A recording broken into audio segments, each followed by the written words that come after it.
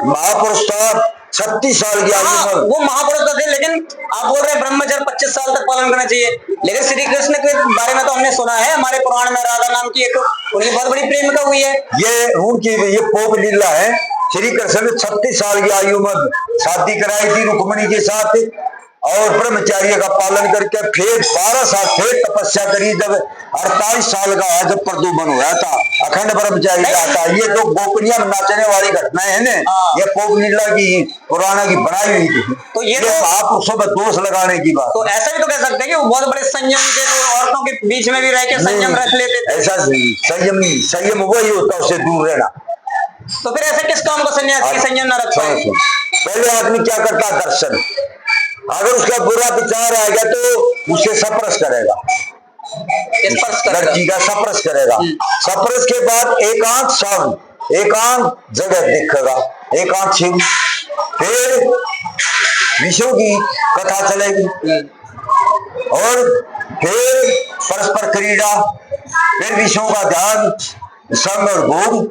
ये मतलब आज में तो नहीं है। तो सामान्य व्यक्ति के लिए तो चलो मान लिया, हम जैसे सामान्य व्यक्ति ऐसा कर सकते हैं, लेकिन कृष्ण जैसा व्यक्ति जिसे हम आप लोग योगेश्वर कहते हैं, हम तो परमात्मा मानते हैं, तो ऐसे योगेश्वर क्यों नहीं लड़कियों के साथ रह के बाद में ब्रह्मचर्य? क्योंकि ऐसे देखने में आता, टीवी में हमने सीरियल में देखा है, जैसे रामचंद्र जी गुरुकुल गए थे, उनके जो गुरु जी थे जो पढ़ाया करते थे, तो उनकी पत्नी भी साथ में रहा करती थी।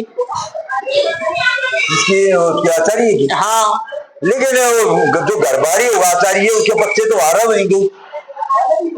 आचार्य जो घरबारी होगा, शादी करा रहा होगा, तो बच्चा तो पढ़ाओगा वो, तो उसकी और तो बच्चे कहाँ जाएंगे, वहां भी तो वहीं रहेंगे। तो इससे तो वो बच्चा में क्या असर पड़ेगा, तो उनकी माँ के समान है।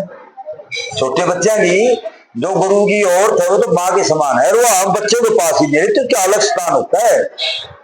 नहीं, जैसे मैंने पढ़ा था शायद किसी समाज की किताब में कि 5 साल के बच्चों को आना प्रवेश वर्जित था, मतलब लड़कियों को, मतलब दूसरे गुरुकुल में, लड़कों के गुरुकुल में 8 साल के बाद। तो ये एक उल्टा बात हो गई ना, कि मतलब उसकी मां रह रही है साथ में, तो ये उल्टा नहीं है।